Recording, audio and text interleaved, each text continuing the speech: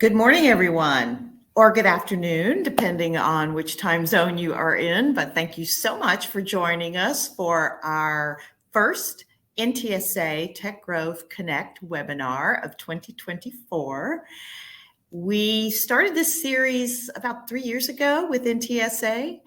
And over an 8-month period, we highlight the best paper nominees and winners, as well as the best tutorial nominees from the previous ITSEC.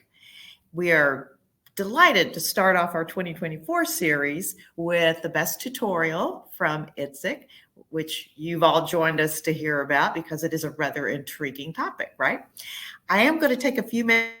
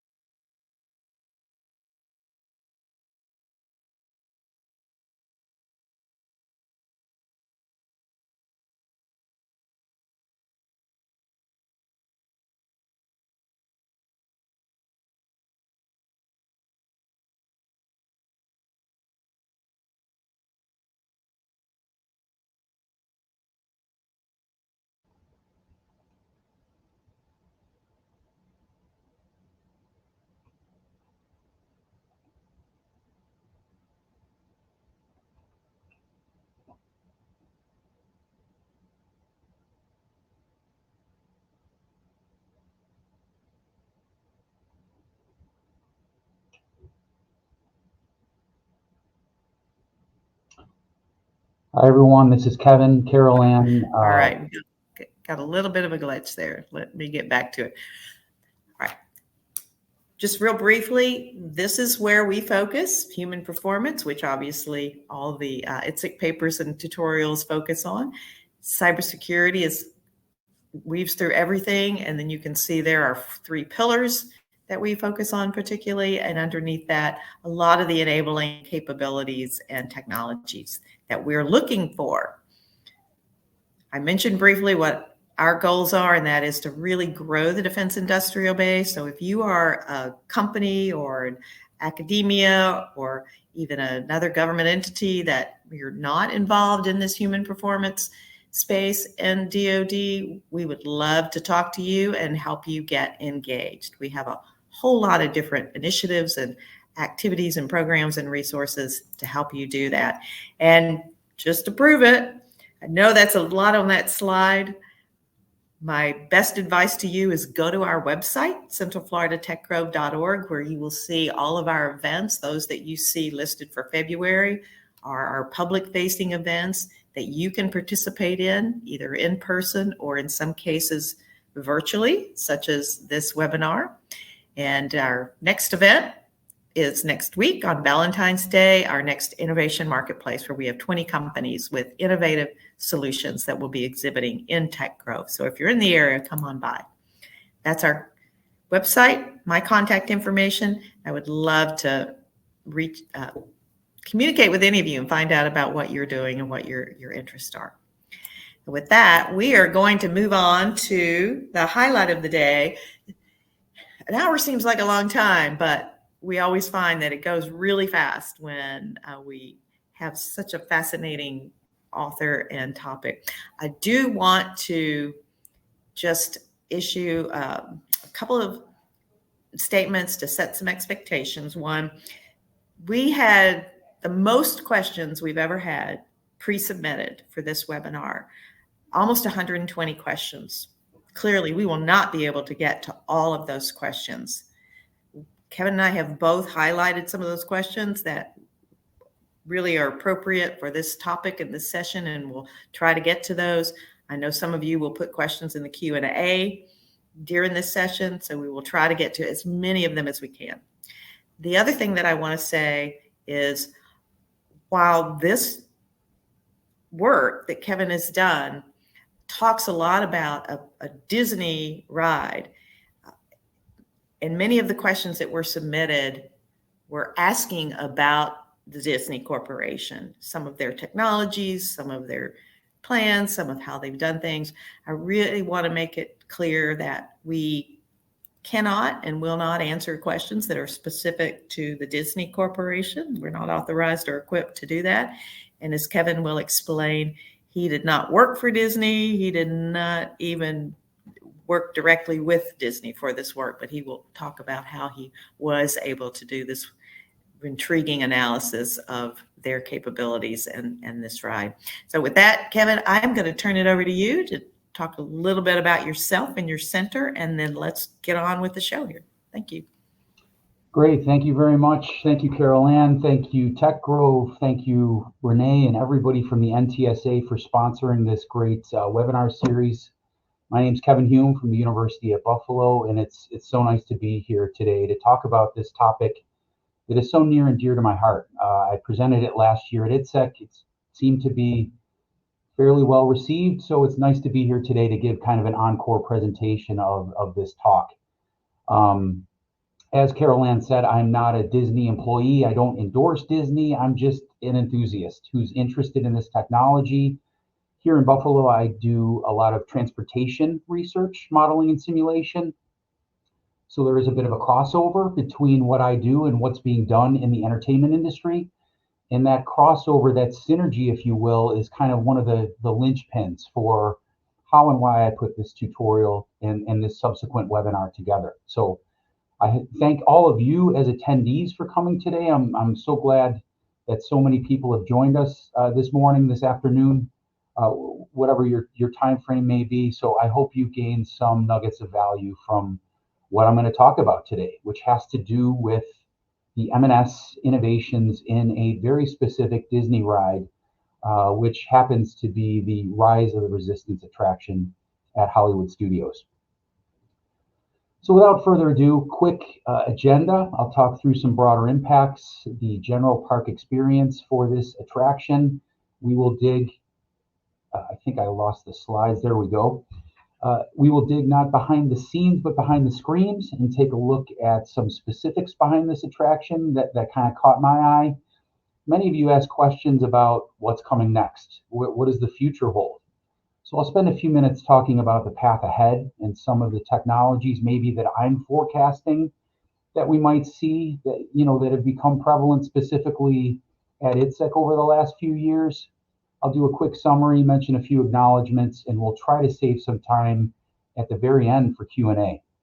If you notice on almost every slide, you'll see a yellow box, and that's where I tried to answer questions that were tendered in advance of this presentation.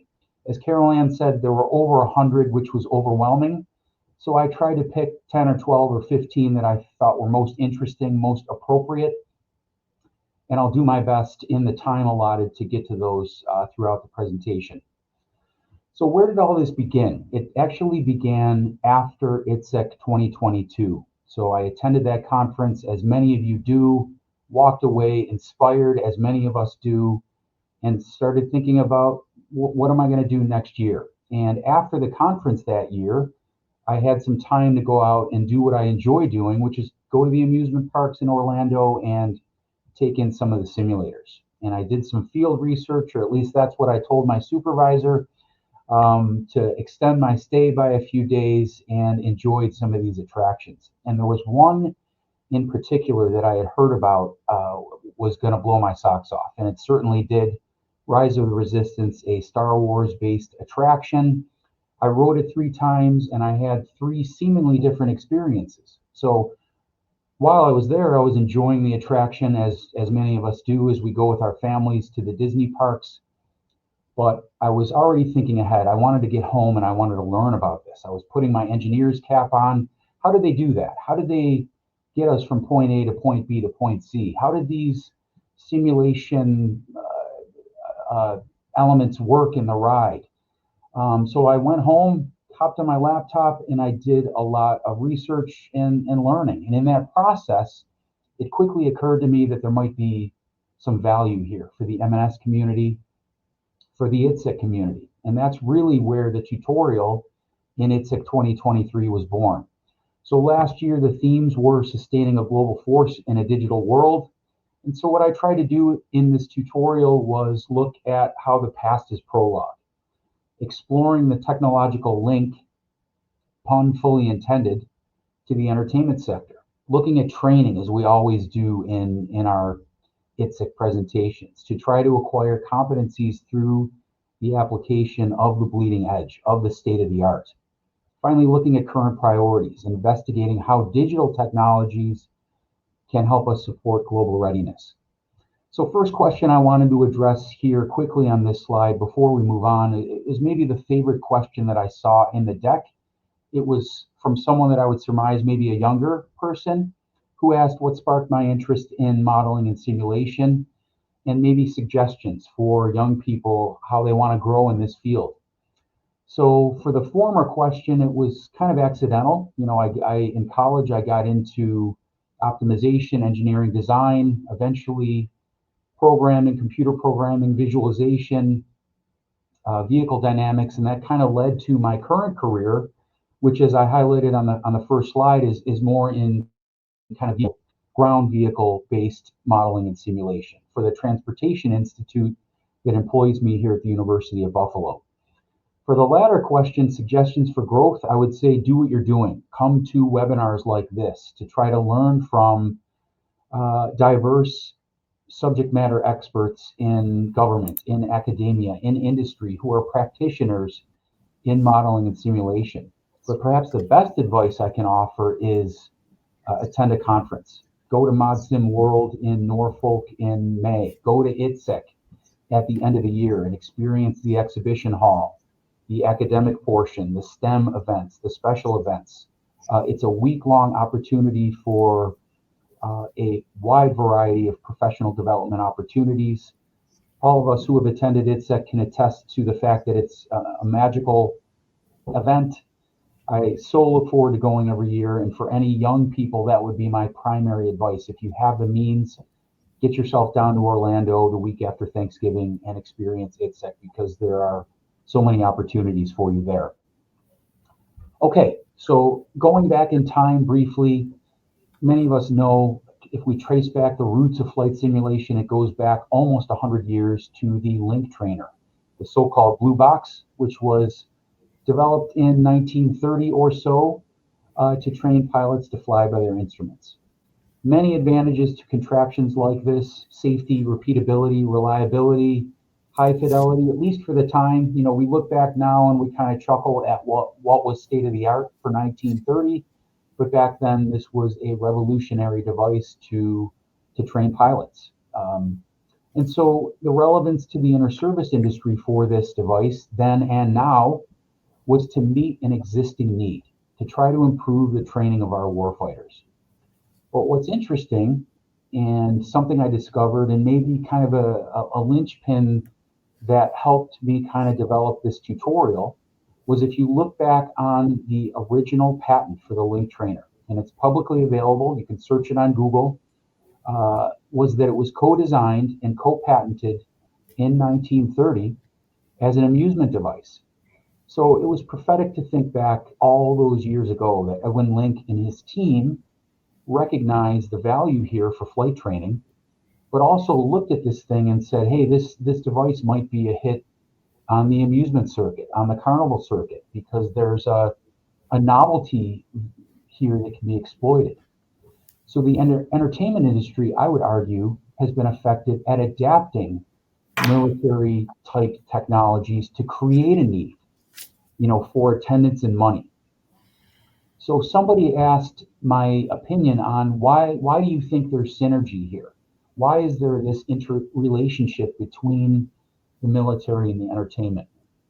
Again, I'm not an insider. I'm just offering my opinion as somebody who's a practitioner in modeling and simulation. And I think this, what I just talked about, touches on this very point, that the military people who need to use training to train their warfighters look at the entertainment industry and say, why are these technologies such a hit, where there's so many millions of people coming to the Disney and Universal parks every year, billions of dollars of revenue generated for services that really nobody needs.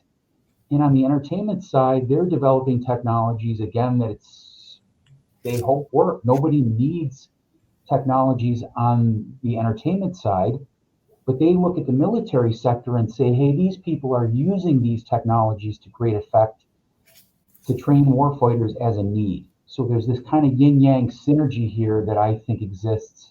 And this is where I think these industries are feeding off each other because the applications are so different.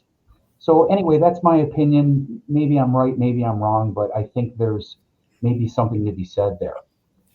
But moving closer to modern day, if we look at these simulator-based attractions that started with the link trainer in the entertainment sector, they're being used in the entertainment industry to great effect. So maybe the definition here is putting participants, showing them a movie while they're in a theater where their seats moving to correspond to the action that they're viewing. So in the mid to late 1980s, Disney really started to get serious with these technologies to transform data technologies to allow guests to essentially ride the movies. And it probably all started with the Star Tours attraction that emerged again in the mid 1980s. But what we started to see in the 90s was a good thing for the industry, a competitor, Universal Studios, and they emerged with their own bigger and I would argue even better concept in around 1991 with the Back to the Future attraction. And really these two, I would say, are the big installation at each of the big Florida parks that really kind of revolutionized the industry and started a huge trend that continues to this day. Many advantages: high capacity, indoors, climate controlled, which in Florida is so pivotal, less space consuming than perhaps a big physical attraction like a roller coaster, but of course reprogrammable and upgradable, as we've seen with Back to the Future itself, which has undergone a couple of iterations since it started 30 years ago. So someone asked a question about, are there other attractions besides this Rise of the Resistance attraction that I'll soon be getting to, that is the kind of linchpin of this talk today? Obviously, this slide touches on that point. Many other attractions, Star Tours, Back to the Future, in more modern day, Guardians of the Galaxy, Avatar, Spider-Man at Universal Studios, which I'm going to be getting to in just a couple of slides. Yeah, there are many, many attractions, and Universal and Disney are probably the two most well-known parks for these types of installations. But this synergy that I talked about a few slides ago, which really again serves as one of the things that I wanted to explore in this tutorial and webinar, between military and between entertainment, that innovative ride elements can be leveraged for more serious-minded training purposes, and of course vice versa. So I wanted to look at how has the military sector borrowed from entertainment and how the opposite, before we jump into Rise of the Resistance. So real quick, three current examples in the form of linear motors, switching, and simulated gravity. So for the first one here, EMAG catapult linear motors, we started in the 1990s to see these types of installations in amusement parks, on roller coasters, to kind of launch, a car with passengers from zero speed to very fast speed, very quickly and very effectively. So in the mid 1990s, linear synchronous motors or linear induction motors started to manifest on these attractions. And then more recently, the Navy has adopted these similar types of technologies, EMALS, electromagnetic aircraft launch system, to launch an aircraft carrier. So initial testing in 2010, about 15 years later. But what I found out actually in preparing this webinar is that the Navy was dabbling in these technologies that were maybe precursor technologies back in the 1940s and 1950s. So a lot of back and forth here between serious-minded inter-service technologies and the entertainment industry.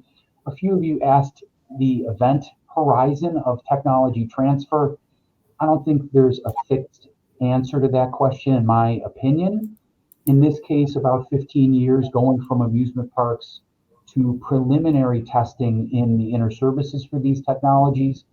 But this is just one example that I can pull from current installations for that technology. Dynamic image distortion compensation. This is widely used in amusement park installations in the entertainment industry. And it began in the mid to late 1990s with a technology called squinching, which is real-time transformation based on camera, projector, and viewer orientations. So basically, what it means is that in a lot of these simulators, you're in a moving car, a translating vehicle that's looking at fixed screens. So if you look at that screen straight ahead, the image looks fine. But if you look at it from the left or from the right or from below or from above, because you're moving, it's going to look distorted.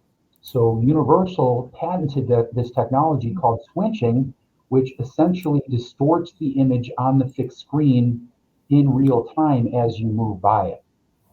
So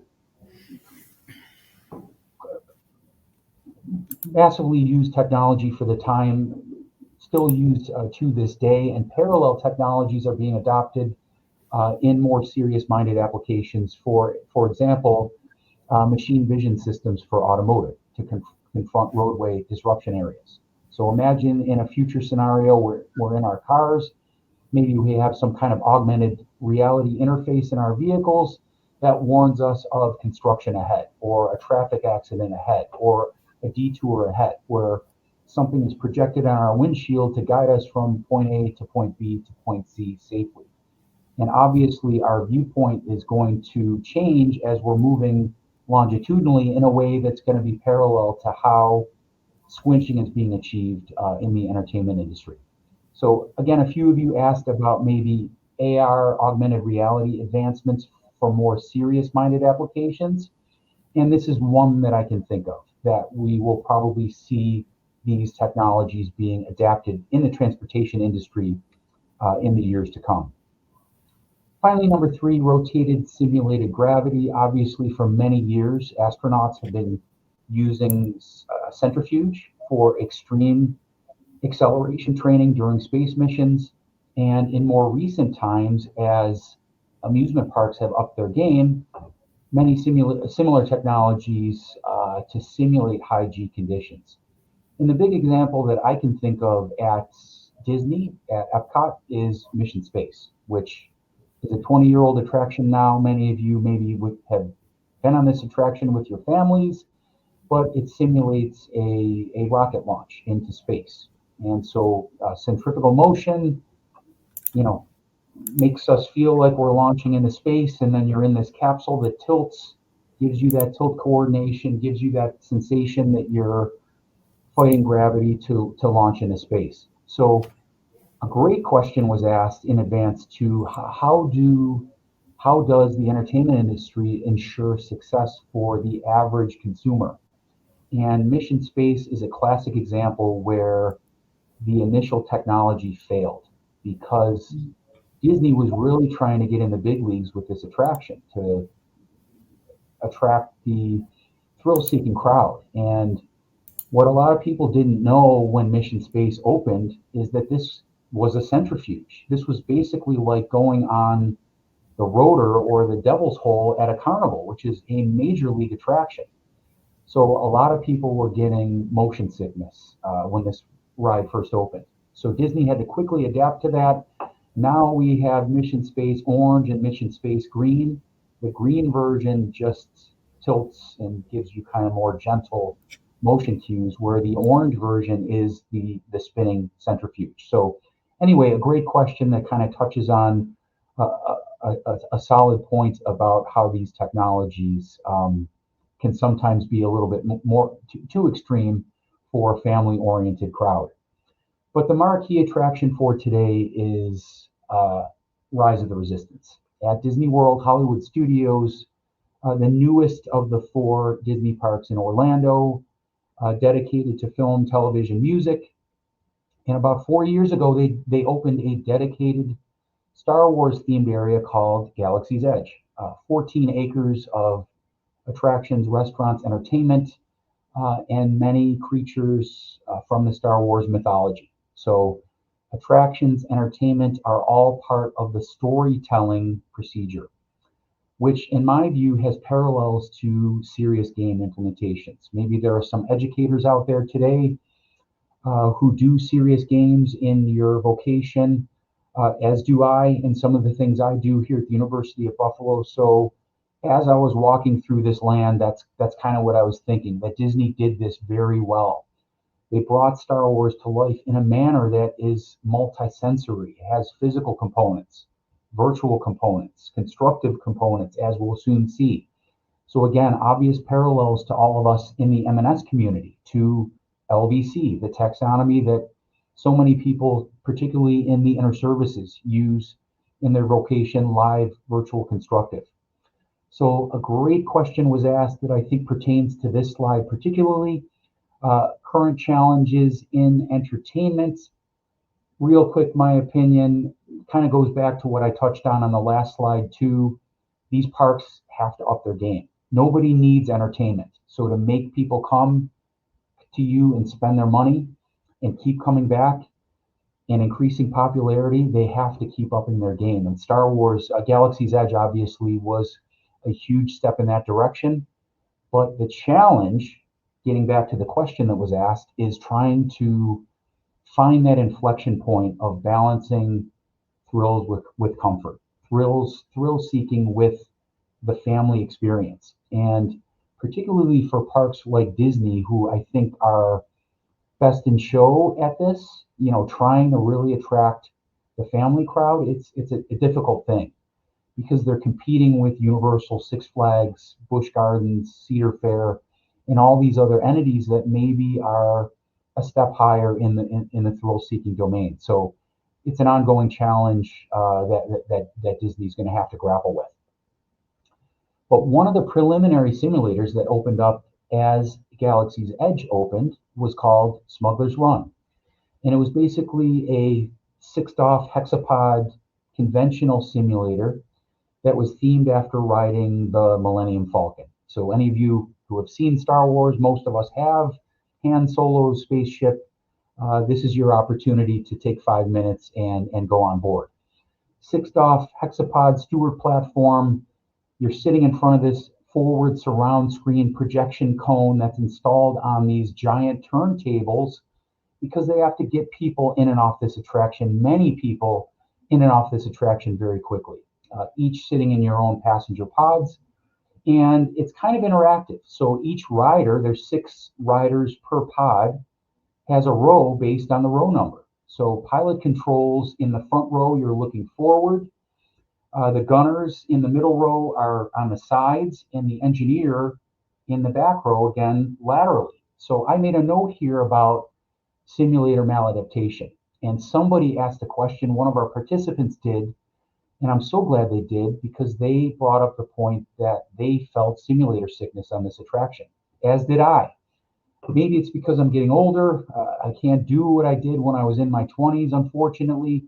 But I think this issue speaks to why that might be. I was in the single rider line, so I got trapped in the third row. I wanted to be a pilot in the front row, but I had a 1 1/3 shot and I didn't get it. I was an engineer, and so I'm looking ahead at the action that's before me. And of course, the motion cues are geared towards looking ahead. But when I was controlling, doing my thing, touching buttons and things, I was looking laterally. So in my opinion, that may have been a bit of poor design on the part of this attraction, which was still great, still thrilling, but sort of not for those of you maybe who suffer from motion sickness and the like. But a great precursor to what is absolutely the marquee attraction finally at Hollywood Studios, Rise of the Resistance. The whole reason why we're here today, a marquee world's first simulator attraction in so many regards. And this thing is massive. I had heard about how big it is, what a great scale it's on. 165,000 square feet, encompassing 2 floors of a massive show building. So that sounds like a big number, but I wanted to know how big that was. So all of us who have been at ITSEC, gone in the exhibition hall, by comparison, 475,000 square feet, the AB exhibition halls at the OCCC South. So over 1/3 the size of the ITSEC exhibition hall. We've all walked those halls laterally. longitudinally, holding a beer, cocktail, that kind of thing. And it takes hours to walk in that building. So it gives you a sense of the scale of this ride. Somebody asked a great question about scaling training to a smaller size, because not all of us have show buildings that are that big. Not all of us have $100 million to build our training simulators.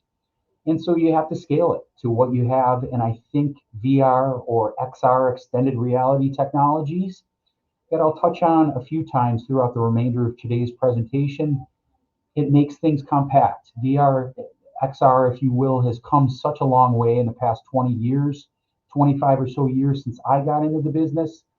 You can put on these goggles and basically wear your virtual world. So a lot of potential there with a much smaller footprint. You're show building effectively, you're wearing it. So there's a lot of advantages there, some disadvantages that we have to be mindful of, and I'll come back to later in this presentation. But this attraction encompasses 2 floors, and we're going to talk quickly today. I have a little bit more time in the tutorial. I'm going to have to really jam through today the 4 major M&S ride systems that encompass this ride.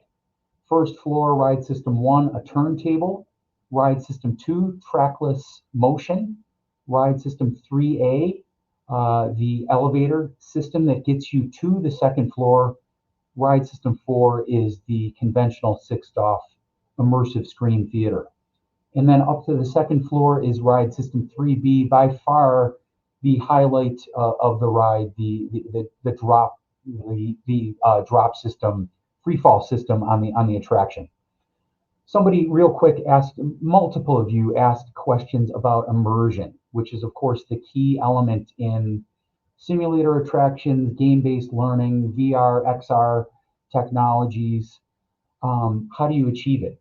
And as I said on the last slide, although VR, I think, opens up many possibilities for making these types of training environments more compact and more portable and more affordable, perhaps, when you've got the luxury of a massive show building and you can build things with these massive screens, larger than life, immersion can certainly be much more easy to achieve if you've got the budget, if you've got the real estate, and if you can afford these types of things. So there is no singular answer. There is no right or wrong. It depends on your training objectives.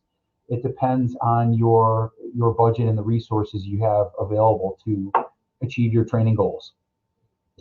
So lots of pre-show theming here. Before we even get to the ride, you're waiting in the line, usually at Disney, for a longer time. So they're trying to keep you busy. They're trying to keep you engaged. They're trying to pull you into the story, the storytelling notion that I talked about earlier that is so pivotal.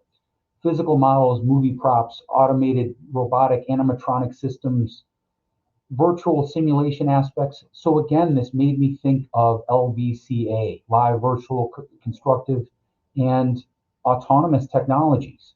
So we saw live sets that looked just like a Star Wars spaceship, virtual displays at various points where you're looking at screens and holograms, constructive projection. You look at these big displays that looked like battlefield preparation. And of course, animatronics, automated robotics all over the place, all incorporated to enhance the storytelling for the actual ride experience. They want to pull you in. They want to make you feel like you're part of Star Wars. And therefore, when you finally get on the ride after you've waited 30, 40, 50, 160, 240 minutes, however the long might be on the day you go there, you actually care about that 5-minute experience and you want to come back with your family and do it again. Multiple of you asked questions about, and you use the word storytelling. And so for any of you out there who asked those questions and use that word, thank you, because this is a theme that I try to infuse in the tutorial, in this webinar, and it's so important in this ride and in any game-based modeling and simulation experience that you might achieve even on a much smaller experience, smaller scale. For the reasons I outlined, storytelling, if you can create a game or an M&S environment where participants care about the story, you've won 90% of the battle right there and then. Okay, ride systems. Number one, the turntable simulator. So you're waiting in line, you start outside, you go in this spaceship, the ITS as it's called. These doors open, you get in the spaceship, and then suddenly you're in this battle experience. You're looking at this screen straight ahead. The floor is rumbling a little bit. You're holding onto the railing, and the story is telling you that you see the Star Destroyer, the enemy spaceship as it's called, and then the tractor beam is pulling you in, and things are getting tense, and you're shaking, and your heart rate increases, and then the doors open, and suddenly you're in outer space in the story. Of course, in reality, you're still on the ground, but in the story, you're in outer space. So I wanted to know how they did this, and I found out it's actually a turntable. So when you start out, you're on the ground, you're outside, the doors open, you get in this thing, you then rotate to phase two, you're on the ITS, the rumbling, you're on a motion table, a turntable, as it were. You get to phase two, you pause for a bit because at phase three, people are unloading. When you get to that final phase, the doors open, you're in space, you're on the Star Destroyer, you're in the enemy lair, as it were. You get out, you look at this larger than life spaceship. And so it's this three-phase turntable that's constantly moving and keeping the action going in a way that was fascinating to me. So anyway, in case you were wondering how did they do that, as I was wondering the exact same thing, you're on a turntable the entire time. When you finally get on the ride, most of your time is spent on a trackless longitudinal and lateral motion vehicle. So the ride system has no physical track. You're untethered to rails of any form, and not surprisingly, it employs a system of electronic sensors. So for those of you who haven't been on it but plan to, just so you can know what to expect, you're going to surge forward and backward in the X direction. You're going to sway side to side in the Y direction. You're going to rotate about the Z axis with yaw. So it's basically a 3 degree of freedom simulated device, fairly gentle, mild motion. I didn't struggle with motion sickness at all on this attraction, in case any of you are worried about that. But many advantages over a track system. Safety, the biggest one for maintenance. If you've got to evacuate people, they're not tripping over railings, getting out of a show building. Nonlinear pathways, so vehicles can kind of go one way and double back a little bit.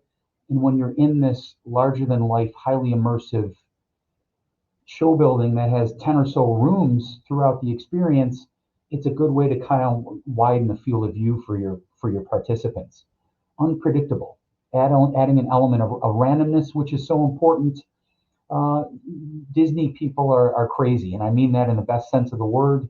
They come back many times, they spend money, and so it's a great feature to have if you want them to repeat experiences where they're not the same every time.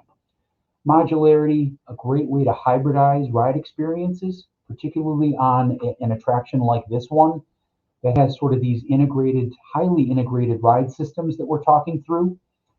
Immersion, we talked about its importance a few slides back to support authenticity and misdirection. You don't always want to know where you're going. You want to be surprised at times. And so this type of ride system is great for that. Lastly, future potential. So many of you asked where we're going in the industry. I'll touch on that at the very end. But this is highly versatile, adaptable technology, sensors, autonomous systems. At ITSEC every year, we see how these technologies are advancing. Certainly in the ride industry, it's going to continue to go in positive directions. Ride system 3A is the elevator lift system. So I mentioned earlier, this is a two-story attraction. So I guess we knew at some point when we're on the ride that we've got to somehow get from the first floor to the second floor. And so I knew it was coming, but in a way I didn't know it was coming. So you go in this room with these massive AT-AT walkers from the Star Wars experience, larger than life, massive show building. and then your vehicle gets pulled into this chamber that is actually an elevator. Transitions you from floor 1 to floor 2, highlighted somewhat in these figures that hopefully you can see on this slide. And there are 2 lifts to increase capacity on the attraction, where you can then continue the battle in the Star Destroyer hallway on the 2nd level. You continue the trackless motion when you're on the 2nd floor. The battle sequence continues, but then the true finale of the ride is approaching, and that is the drop system freefall ride. So this is, sorry to spoil it for you, but for those of you who have not been on it yet and plan to, my apologies, I owe you a beer at ITSEC 2024. This is easily the best part of the ride. You go in your escape pod, you look straight ahead, and the visuals are telling you that you're about to drop, and you actually do drop. So your capsule is in this room, you're on this elevator system, and it's about a 20 or so foot free fall where you actually drop. Your stomach drops. It's really great. And a great way to return to the 1st floor where you began, but also from a storytelling perspective to return, from outer space where you're on the Star Destroyer back to ground level where you're ultimately going to return when the ride sequence concludes. Right after the drop sequence, you're still in this vehicle and you begin a 6 degree of freedom motion-based immersive theater sequence. So you're on a 6 degree of freedom hexapod, you're in front of a curved screen. Again, continue seamlessly and very similar to the Smuggler's Run attraction that I mentioned earlier. But in my opinion, much more effectively done because it's a little bit shorter. The motion cues are better. There's no interactivity, so you're, looking straight ahead the entire time. So for me, it was just fun rather than a little bit challenging from a maladaptation perspective. Again, a transition mechanism to get you from the Star Destroyer in virtual space back to the planet Batuu, as it's called in Star Wars Lair, in the live physical space back to the ground. And all seamless ride theming transitions, again, from virtual to trackless motion back finally to the live sets. So a few of you asked questions about reliability and sustainability. Again, I'm not a Disney insider to give you statistics on this, only what I've read, only what I've observed from my own enthusiast ride experiences. You're looking at an attraction that runs 18 hours a day, 7 days a week, 365 days a year, bleeding edge integrated systems that we just kind of walked through. So these attractions experience frequent downtime. This thing's almost 5 years old now, so I think what was once a squeaky wheel is becoming much more so a well-oiled machine. But if ever you're in line, and it happened to me 3 times out of 3 when I was there a couple of years ago, the line stops for 5 or 10 minutes. And that means one of those 4 ride systems went down. And the ride cannot resume again until those adjustments are made. So this is bleeding edge stuff. All these parks grapple with these same challenges. And that's what we all go through, growing pains when you're dealing with the biggest and best technologies. So to conclude the webinar today, as I try to do with the tutorial, is kind of come back to square one. Our whole purpose was to really kind of try to dissect this ride specifically, but being mindful of our initial objective, which is thinking about synergy.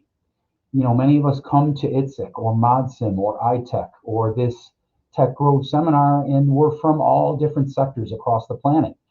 So I come from academia. I want to look at what are the military people doing, or the industry or government people doing in their sector, in their line of work, and maybe how can I think outside of my own, sometimes narrow box, and impart these technologies in my world. And so that's, again, the whole purpose of why we come to ITSEC and experience that professional development.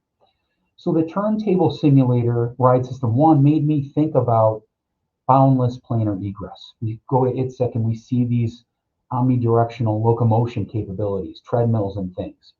Many applications in large-scale battlefield warfighter training scenarios where you essentially want an infinite floor, a moving floor, if you will, with full freedom of continuous movement, reduced risk of walking into obstacles, which is always a challenge in the VR world, or walking into other participants.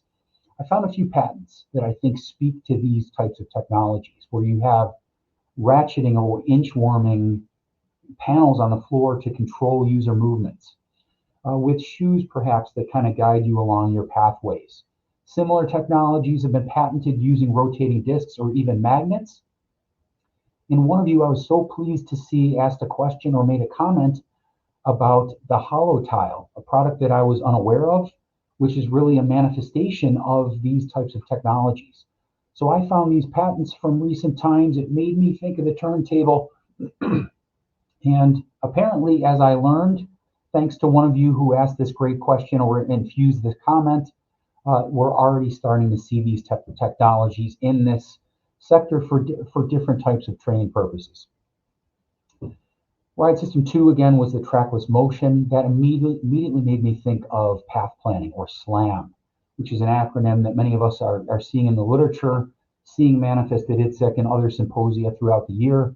Simultaneous localization and mapping. So many applications for mapping unknown terrain, unknown environments.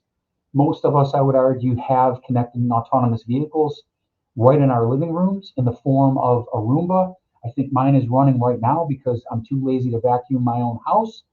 But also military applications for surveying hostile territory, battlefield situations, ordnance detection, these types of things, which incorporates similar technologies to how the rise of the resistance trackless vehicles worked. LiDAR, infrared, sensors to avoid obstacles, avoiding walls, avoiding other vehicles, but doing so in a way, hopefully, that is optimal. Thinking about the traveling salesman, for any of you optimization people out there, trying to cover whatever your required space or area or volume is with the least amount of effort. Drawbacks that I can think of to more military style applications, obviously, that would have to be circumvented. Sensors mean transmission of energy, mean potential for detection, which obviously can be a bad thing. And also just the fact that something I think all of us are grappling with, certainly me in the transportation sector, thinking about autonomous vehicles and the tremendous potential they hold. But automated technologies maybe will never be fully autonomous as a live, breathing, human thinking person or soldier. So again, that balance has to be thought through with these types of technologies, and we're all kind of grappling with that challenge. Many of you asked probably the most. If I went through the 120 questions that Carol Ann mentioned earlier, and did a character search for the most popular topic, it would certainly be AI. So AI technologies, probably the most prevalent topic at ITSEC the last few years, and I would guess 2024 will be exactly the same. We're seeing it manifest in the entertainment industry, in these types of technologies, current and future. And I'll touch base on this a little bit more explicitly in one more slide that's forthcoming. Ride System 3 was the elevator to get us to the top level, and then that free fall spoiler that I talked about on Rise of the Resistance. Of course, that made me think about how these simulators now aren't just planar. You know, their ride designers are thinking about enhanced G-force simulation. And I'm embarrassed to say, as a 20 or so year simulator guy, I was not aware of this massive capability set that NASA Ames has, called the Vertical Motion Simulator, or the VMS. So applications, obviously, with large amplitude vehicles where you can't get away with a basic hexapod for simulated motion. And again, that brings up the whole notion of fidelity. When maximum fidelity replication is required for whatever your training application might be. So thinking about the entire flight envelope, where, for example, approaches and landings are most critical. You know, a lot of times flight simulation, you really care about simulation at altitude, where the vertical degree of freedom isn't so important. But in some applications, it absolutely is. And devices like the VMS at NASA Ames is critical for these types of things. So I was blown away to learn the operational limits of this contraption: 60 feet of vertical travel and 40 feet of lateral travel on a full motion cab. So here at the University of Buffalo, for a lot of the driving simulation applications that we do, we're fortunate to have a motion simulator, a hexapod, thankful to have it. By comparison, envelope 18 inches of vertical travel. So 18 inches versus 60 feet. I want to talk to my wife and see if we can put the VMS in our living room. It would be a fun toy to play with, and I'm sure the folks at NASA enjoy using this thing. I'd love to see it someday. But obvious features: connectivity, simulated vehicles, supersonic X-planes. We're hearing a lot more about advanced air mobility. I did a tutorial a couple of years ago on flying cars. We're going to be, I'm sure, hearing more about that over the next decade, seeing more of those technologies: VTOL, vertical takeoff and landing, or short takeoff and landing aircraft at ITSEC, for which a contraption like the VMS would be required. On this notion of fidelity, some of you asked some great questions, and I wanted to touch on it here. How much fidelity do you need? Some people asked about enhancing or detracting from the experience, and there's no easy answer here. I guess the cop out that I'll take is, I kind of talked about it earlier. What kind of resources do you have? How much space do you have for your simulator? What are your training needs? What are your requirements? You really need to take time at the onset to think through these issues. Of course, budget is the most important thing. How many dollars do you have for acquisition? How many dollars then in the years thereafter do you have for maintenance and upkeep and operation and life cycle requirements? So there's no easy answer. It's situation dependent. It's application dependent. It's entity dependent. Wherever you're from, what are your training needs? The more you can do up front to try to answer these questions, I think, will dictate the whole fidelity question, which is always such a key thing to be asking. Finally, Ride System 4, more of a conventional 6 degree of freedom hexapod simulation, but also had that spherical immersion, these 360-degree displays that we're seeing so much more of over the last 10, 12, 15 years at ITSEC, these so-called contiguous projection systems, which have many applications in fast jet training. So the F-15, F-16, the T-50, where your vehicle motion demands rapid updates, high frequency, low smear, full field of view, ultra high resolution, high contrast. Many advantages to these curved displays: more realism, better recognition of targets and detail, which of course is so important, much more important in the inter-service applications in the Air Force, let's say, than certainly on an amusement ride simulator, and can lead to more effective training. Again, it comes back to your training goals and objectives. So someone asked, to what extent can VR replace domes and screens? Comes back to the fidelity issue. What are your training needs? Also, maladaptation. VR, I talked about its merits earlier. It's compact, it's portable, it's more affordable. But in my dabbling with VR technologies, I've struggled with maladaptation, simulator sickness. Not so much if I'm doing a walkthrough, if I'm looking at a static facility, but if I'm in some kind of a dynamic simulation and I'm sitting on a chair or I'm standing in the absence of some kind of motion cueing, maladaptation remains a huge problem. So in the XR realm, maybe AR and MR, augmented reality, mixed reality, is that happy medium that some of us are looking for, that is going to give us an enhanced fidelity training experience, but in a way that won't necessarily require a lot of these expensive screens, all the real estate, and the budget that many of us do not have. Okay, future preview. Many questions about where are we going with all this technology. And I think many of you were led to believe that I was a Disney guy. I'm not. I'm an enthusiast like many of you are. I have always for much of my adulthood have enjoyed these technologies. And if you comb the literature, you can get an inkling of where things are going. So dynamic adjustment of ride pathways based on real-time emotions.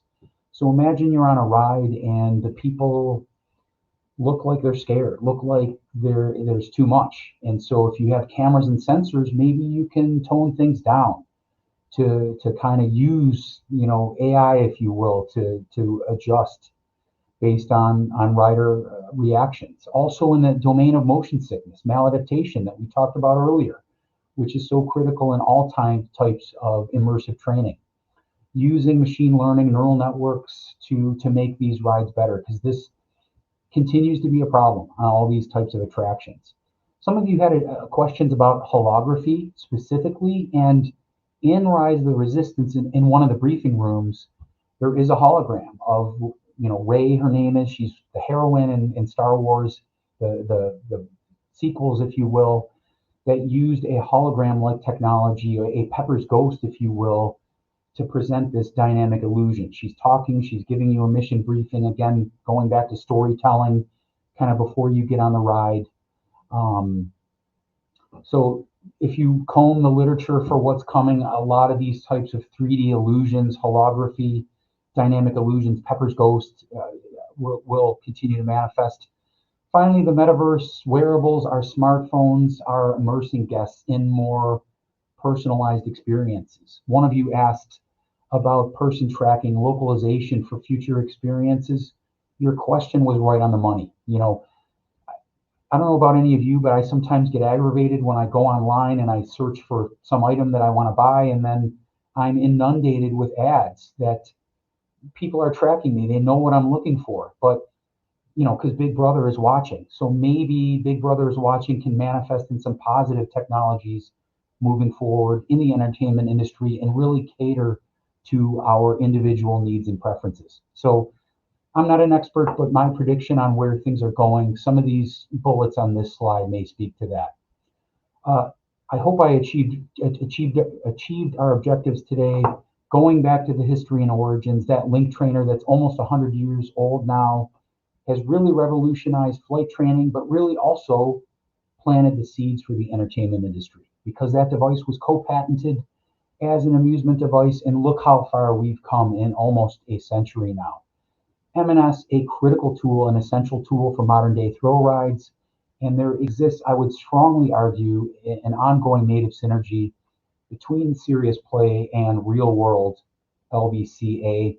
This presentation looked at 4 examples: behind the scenes, behind the screens, that turntable, trackless motion, the elevator freefall systems, and again, that 6-DoF highly immersive curved screen component at the very end of the attraction.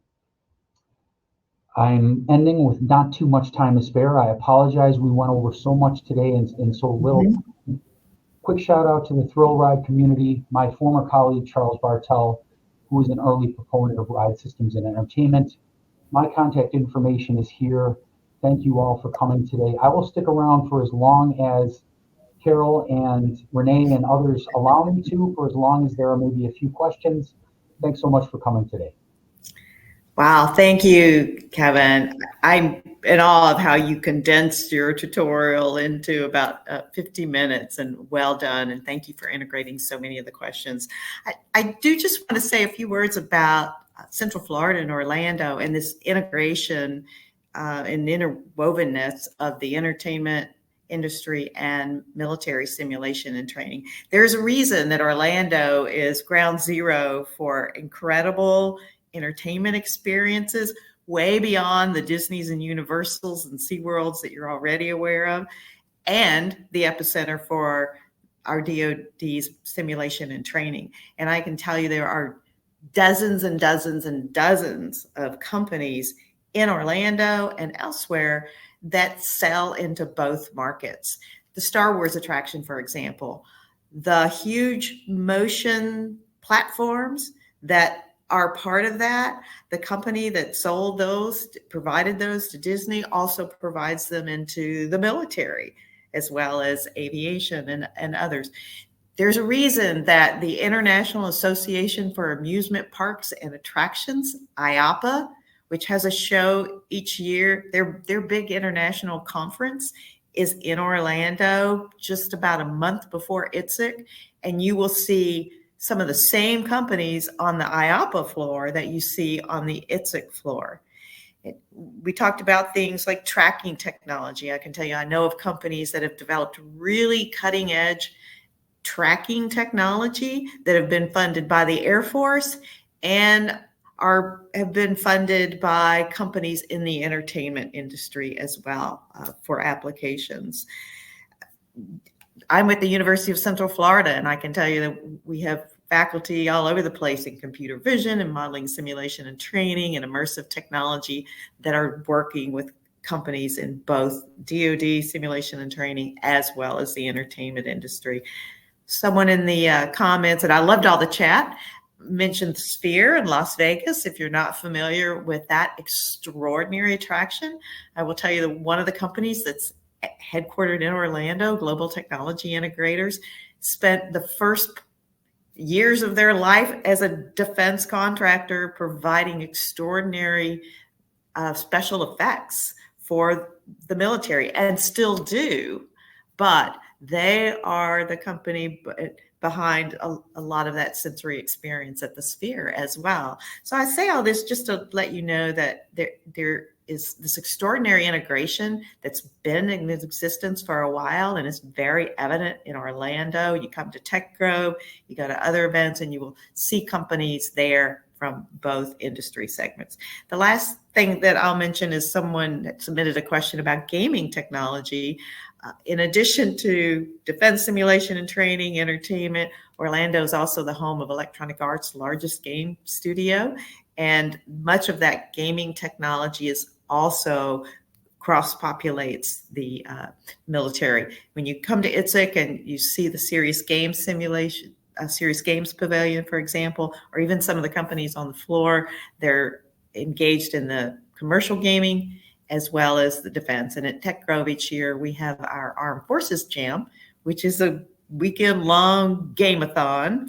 And we have 100 or so gamers in Tech Grove tackling problems provided by our DoD customers for Tech Grove. So lots of intersections that, Kevin, I just loved how you highlighted so much of that cross-fertilization. I know there's a lot more to be done. I know we're over time. I just want to make a plug for our next NTSA Tech Grove Connect webinar, which will be on March 14th. We will be featuring the paper that was from the Human Performance. Now I'm not going to remember the name of the committee, but the title is Effects of Trust Calibration in Human Performance. And one of the reasons that I'm very excited that we're going to be highlighting that particular paper in our Tech Connect webinar is because on March 26th, we are doing our mixology event at Tech Grove, a quarterly event, where we will have an expert panel of government and academia talking about trust calibration in AI environments. And that's going to be a great twofer in March. So stay tuned for information on that. Check out our social media, check out our website. And Kevin, thank you again. Last question for those that are still on the line with us. What's next for you? Are you continuing work on this topic in some way? Hard to say. This tutorial for me was more of a labor of love. It truly was born where I said it was earlier. I went to Disney. I loved the ride. Wanted to learn more about it and saw potential value in the industry. I have no immediate plans to go back into this space again, but something tells me it may pull me back in a few years. I'm a transportation guy. That's really what I do in my real job by vocation. But this is something that's captured my interest for many years, and hope to revisit at some point. Okay, well, we will look forward to that. Speaking of flying cars and transportation, next time y'all come to Orlando, for ITSEC or IAPA. If you want to come check that out, get on down to Lake Nona where you can see the country's first vertiport for flying taxis actually being built. And with that dangling carrot, we'll sign off, and we hope to see you on March 14th for our next webinar. Thank you so much. Great. Thank you all.